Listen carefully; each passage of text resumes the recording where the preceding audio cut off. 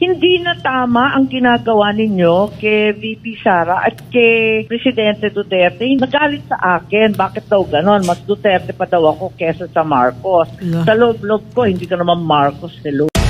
Congressman Martin Romualdez nagalit nga ba kay Senator Amy Marcos dahil mas pabor pa daw siya sa Duterte kaysa sa mga Marcos? Panoorin natin ang video na ito kung saan live in-interview si Senator Amy Marcos patungkol sa kanyang pinsan na si Congressman Martin Romualdez.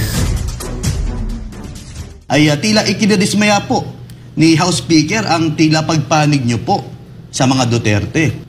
Eh nga, tapos nagalit nga sa akin yan kasi tinatanong sa akin nung Marites na yon na ano daw ang relasyon namin ni Martin. Eh sabi ko, syempre, mga pinsan kami, pinsan buo ako, no? At kilala ko naman habang buhay yan.